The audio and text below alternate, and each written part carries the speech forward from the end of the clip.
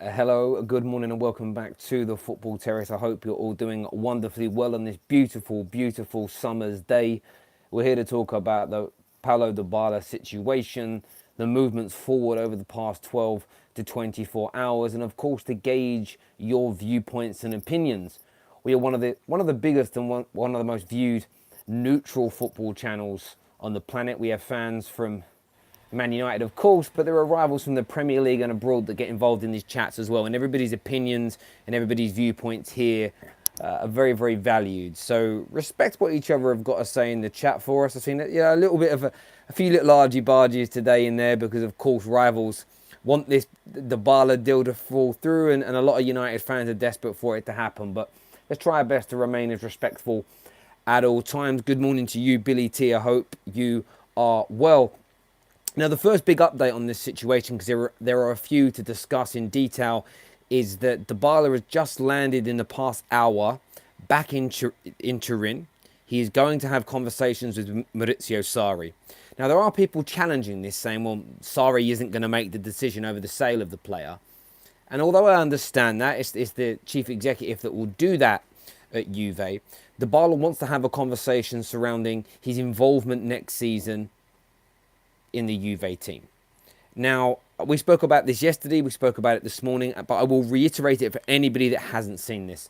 Dybala has made no secret that there is a part of him, since the removal of Allegri, he wanted to stay at Juve. He wanted to fight for his position and recapture his form there.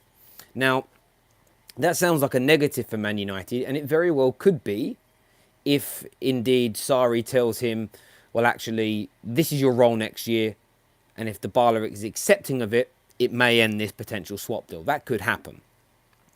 But the fact that at the same time, Juve have changed their offer to Manchester United. Initially, that they wanted some cash and Dybala for Lukaku because they value Dybala higher than they value Lukaku. They have now scrapped that at Juventus. The deal between Man United and Juventus is completely and utterly agreed. It is a straight swap deal, no monetary sum involved at all.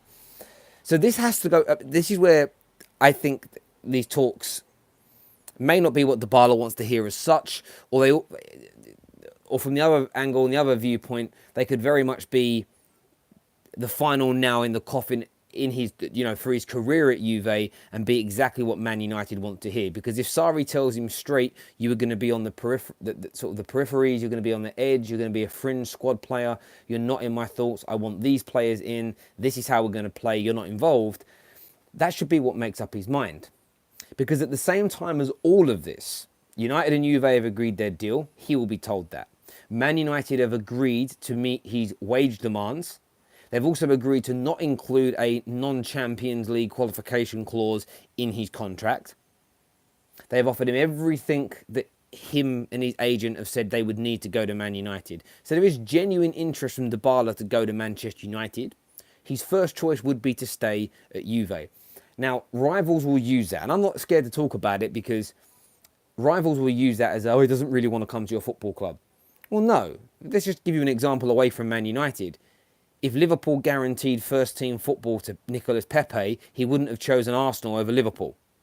So these things all play a factor into the psyche of footballers because, yes, there is sentiment and there is heritage and who I grew up supporting, but equally they're professionals. And most professionals will make the decision for their next career move, their next job, their next promotion, their next role will be based on their development, will be based on how they're going to feel, how they're going to be respected, how the company or the business or the team is going to treat them. And that's exactly what is going on here.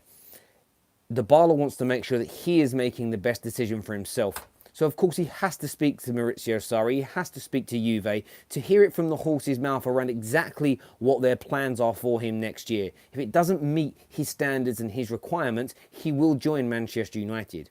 If indeed Sarri says, well, we're happy to move you on, if you don't want to be part of the team in this guise, if this is going to be your role and you're not happy, we will move you on. They will come to that conclusion and decision. But to reiterate again, Juventus and Manchester United have firmly agreed on the transfer, which is, in essence, is a swap deal for Lukaku and Dybala. No monetary sums in any direction will be involved. United have met all the demands of Dybala to bring him to the club.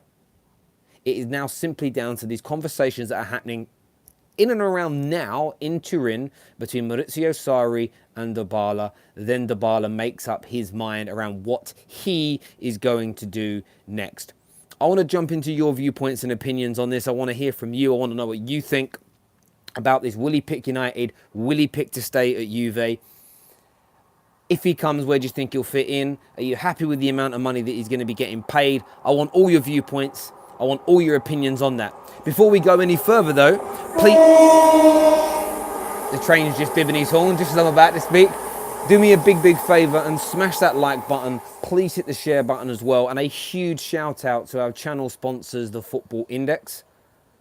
Please go and download their app. Our exclusive link and the promo code is in the descriptions below. You can still take advantage of the £1,000 money back guarantee they give you on your first 30 days of depositing funds in the football stock market. So go and give it a go. The market's looking very healthy at the moment. You do need to be over the age of 18 and reside in the UK. Does this mean no Bruno Fernandes, is what Taj Singh has said. It depends who you trust. So Damasio and co, Fabrizio Romano, they think these deals are completely independent of each other, and there'll be no... If Dybala comes, it won't impact Bruno Fernandes. I personally think they could. I think that... I'd love all three to come in, and we are working on all three, but I've got this underlying feeling that if Dybala says yes and comes, I don't think Bruno Fernandes will happen. There's something in the back of my mind that says that's going to happen. Good Luck says, sure, Dybala agreed. No. We've not claimed for a second that Dybala has agreed.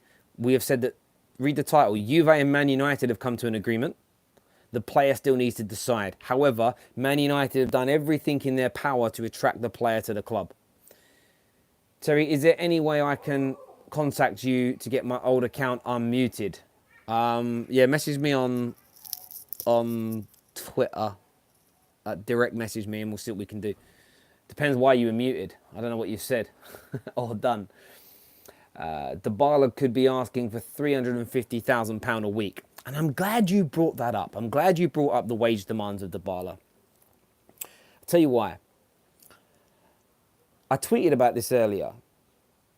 I've been tweeting a lot about football finance today because I used to work in it.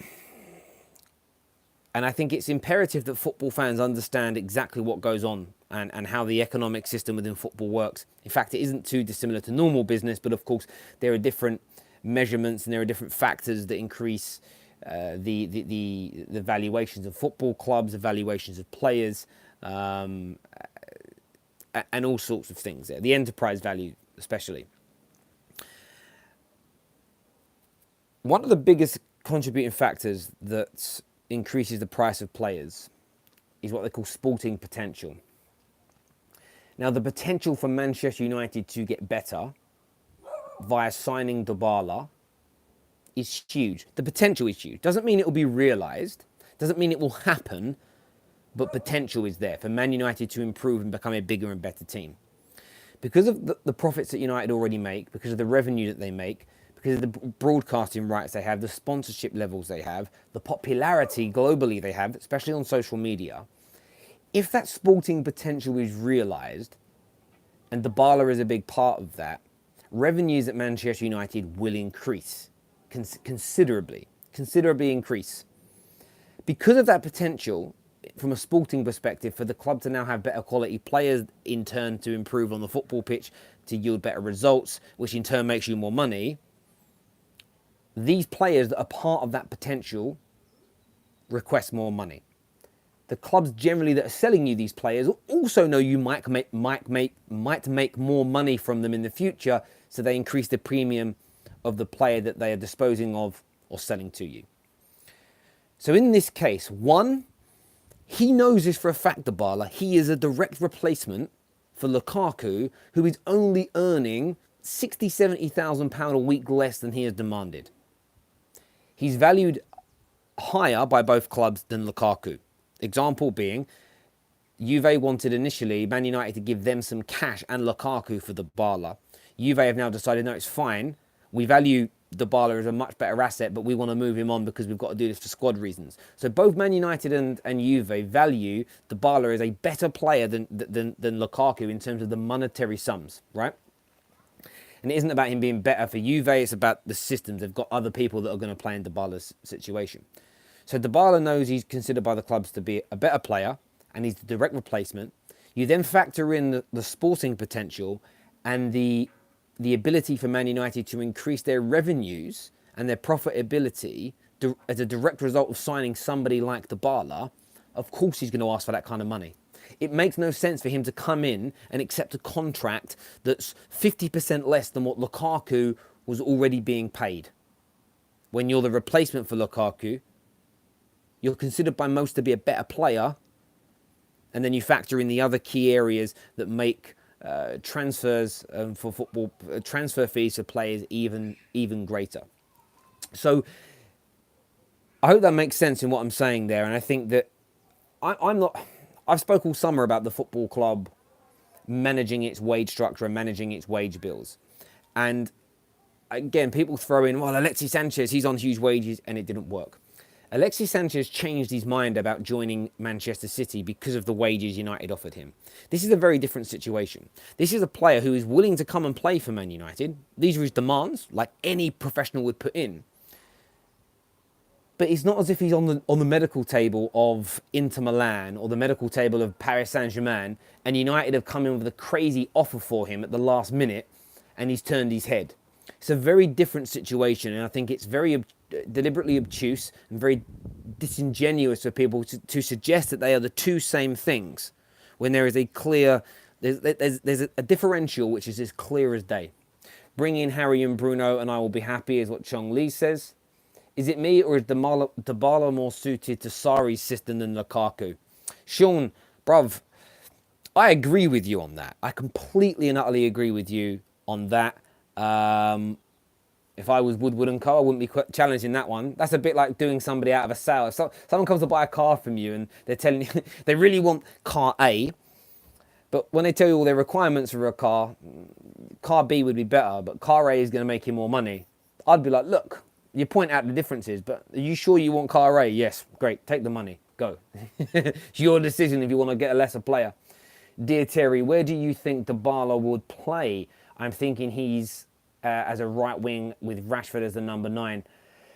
Do you know what, Thomas? It's a real conundrum where he'll play. There's many that are saying on the right, but there are also a lot of Juve supporters that are saying that's where his demise happened and he's fall from grace because he got moved out wide. Some are saying in the hole, in that support striker position. But then where does Bruno Fernandes go if he indeed signs? There are some that suggest the formation may change, but I'm not sure about that because we've kind of stuck to that 4-2-3-1 all summer.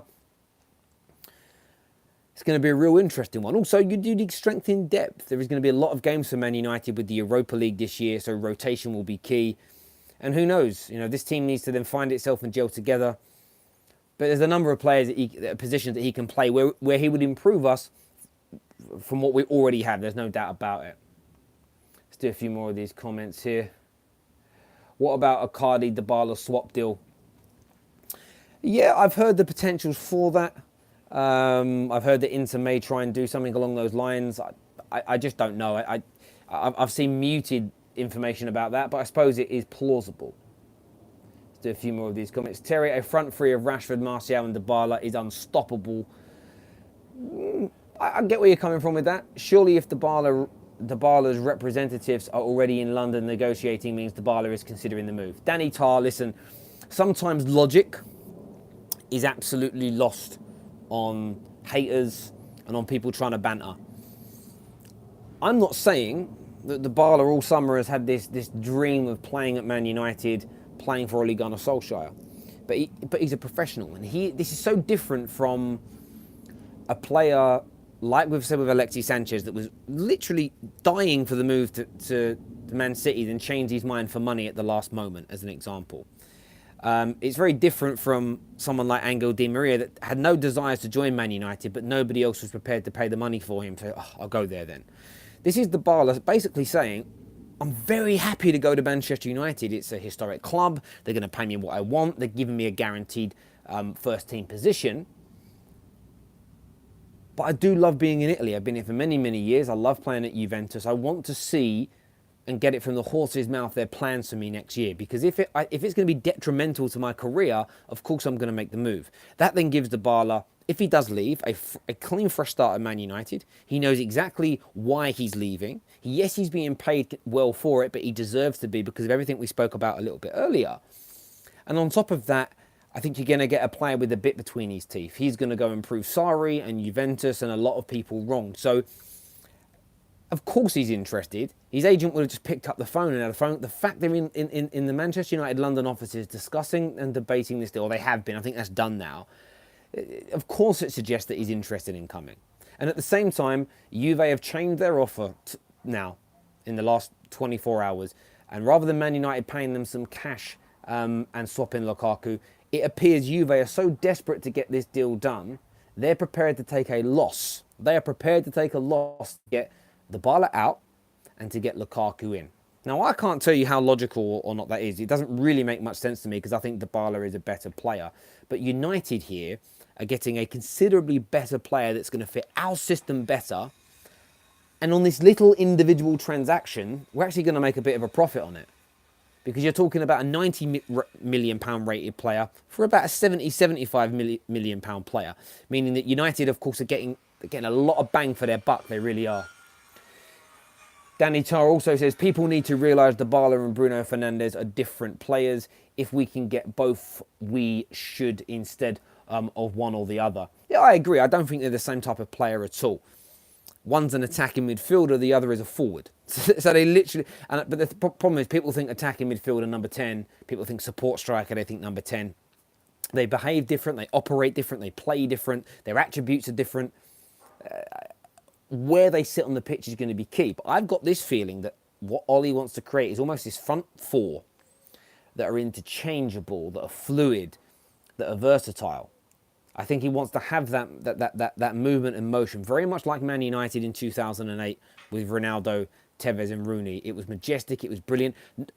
One obviously went on to score loads and loads of goals that year, but they all contributed. And I think that is desperately what Ollie wants to create. And I don't blame him because I've been screaming. I've been screaming for United to create an attacking front line like that again for a long, long time now. Before we go any further, please do me a big favour, everyone that's tuning in. If you haven't done so already, please hit that like button for us.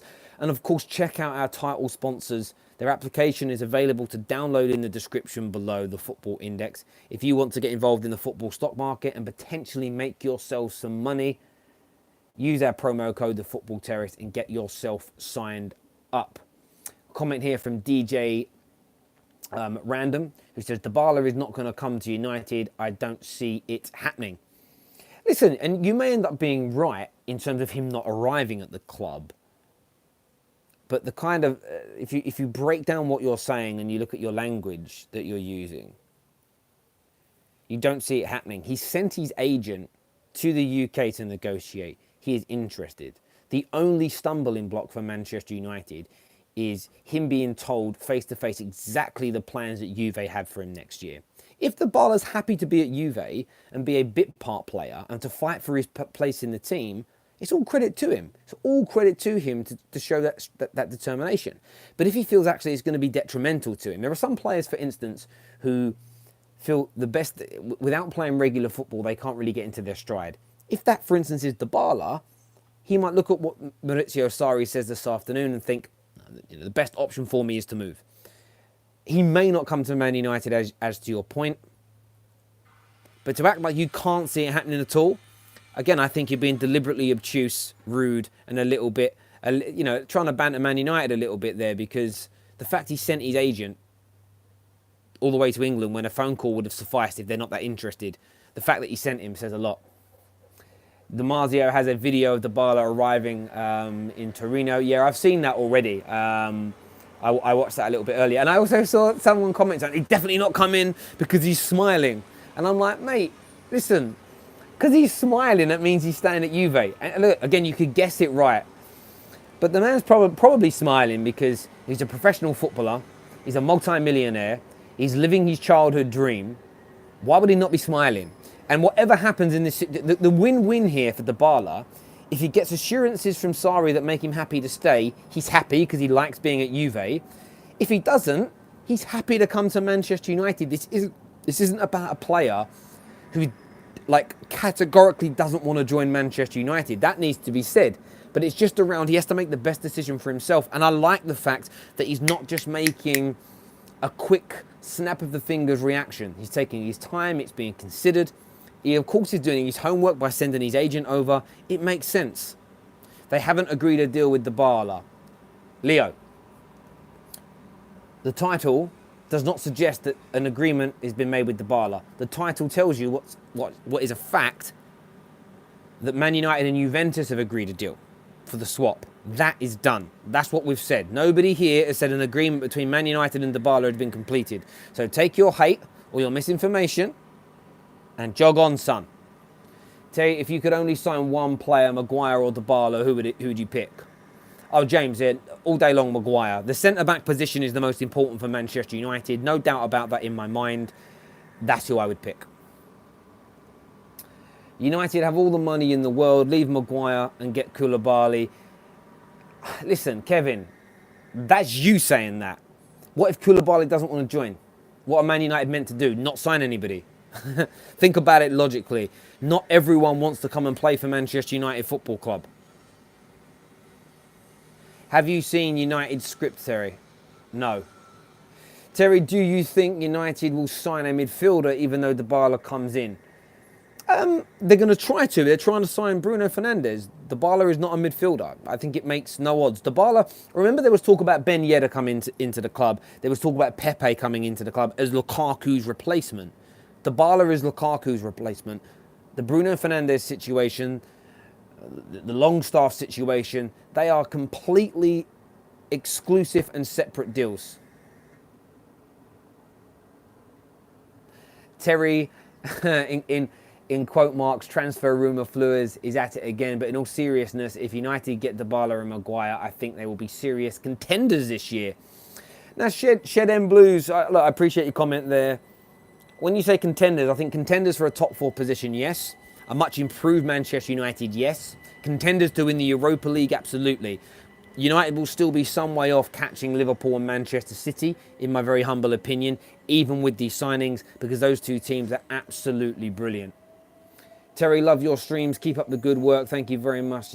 Thank you very much. Kenny Coke says 3 deals in a week. Listen, mate, that would be amazing, wouldn't it? Be absolutely amazing if 3 deals in 1 week could be pulled off by Manchester United. It really would. There would be such a buzz going into the new season. My only concern would be focus. The players would need to remain focused and not get overly excited and then overlook the fact that United have a massive game to start the campaign with. Playing Chelsea Football Club.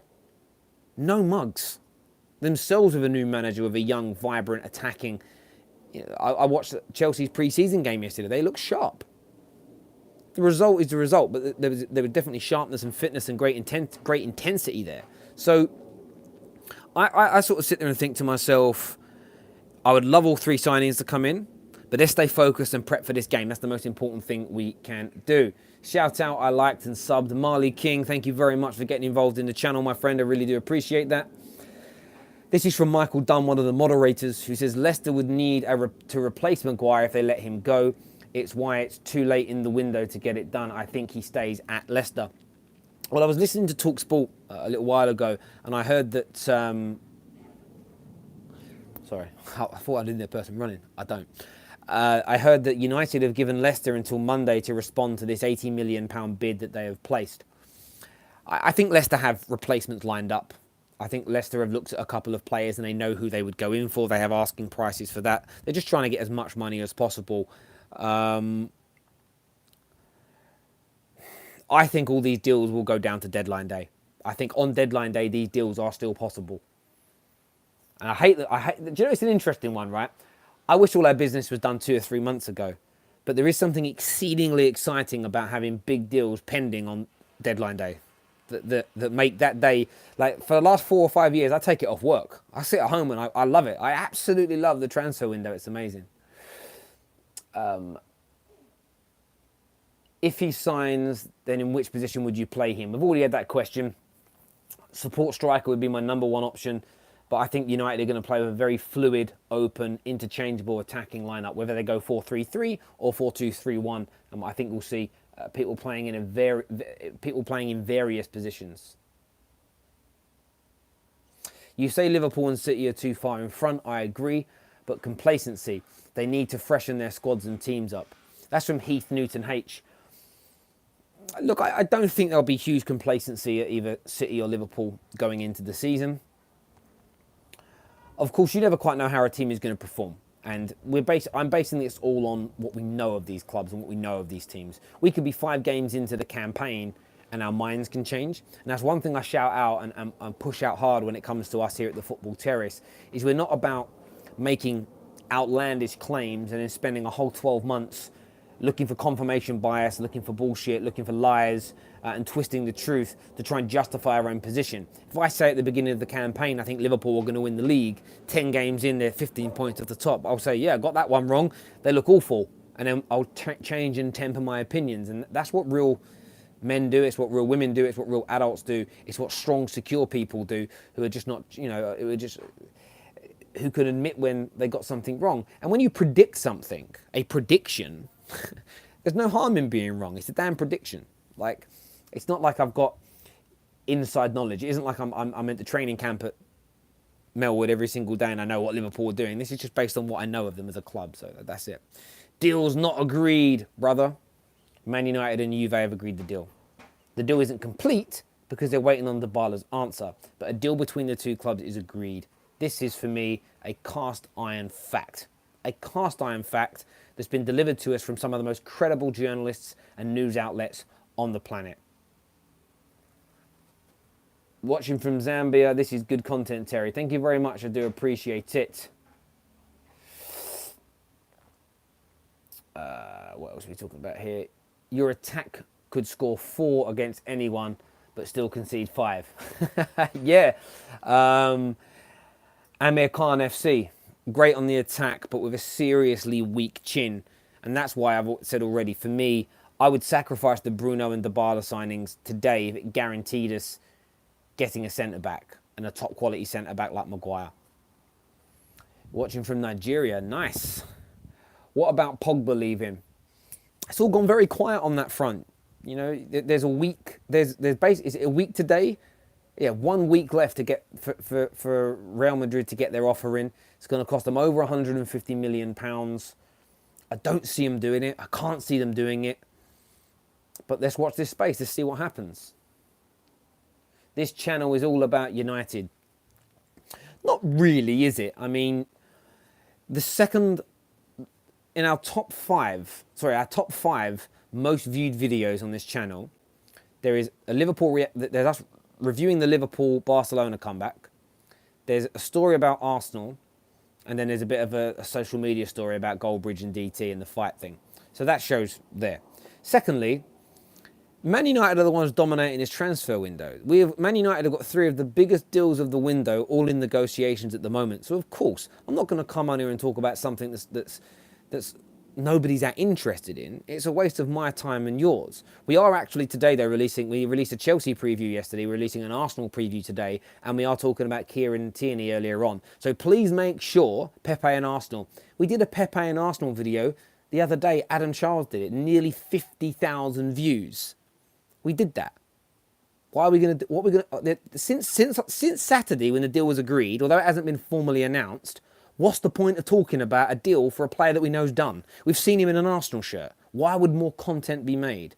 So, it's finished. He's there. He's been praised. But there's a Kieran Tierney video coming out later on today. So, CM, you should be there. The irony is, a lot of you say that, and then we do content on other teams and no one watches it. So what's the point?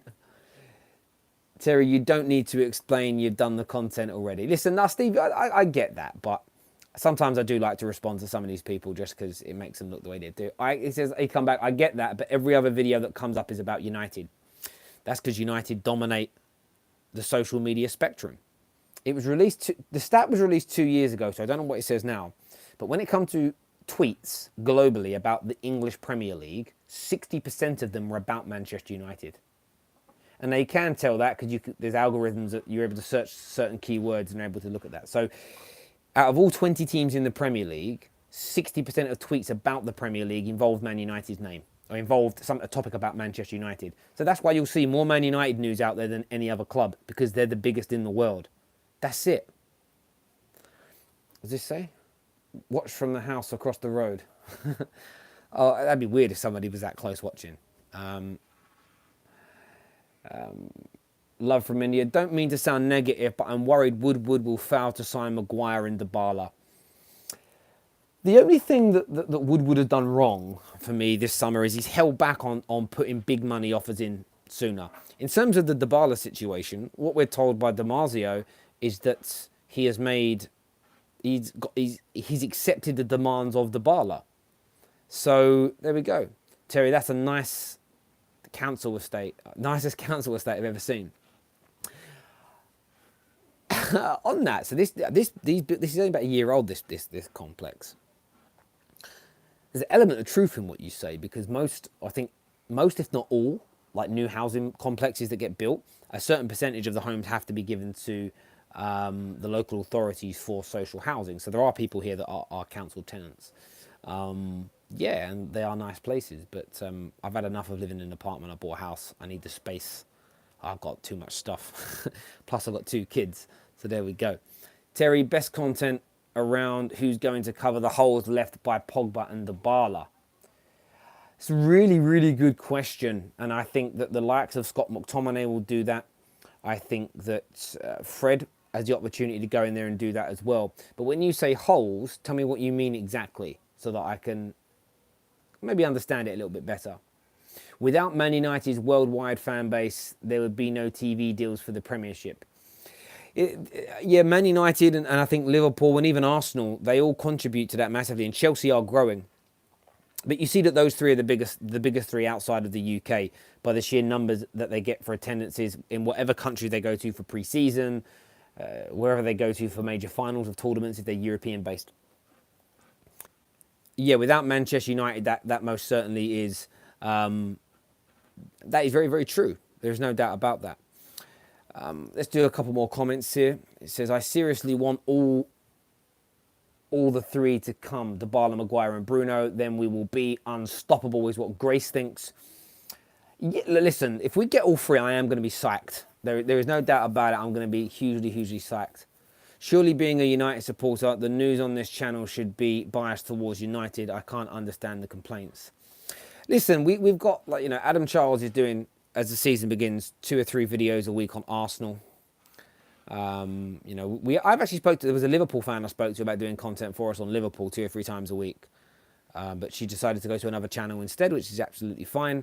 I mean, it is what it is. But yeah, as the season begins, you'll see there'll be a much more balanced approach. At the end of the day, if Spurs and Chelsea and Liverpool were all doing big deals, we'd be talking about all of them. But nobody else is doing anything as well. There we go. Listen, take care of yourselves. We'll be back later on today. Got Arsenal previews, Kieran Tierney videos, and who knows, maybe some big Manchester United news. Take care of yourselves. God bless, and we'll see you all again soon. Bye-bye.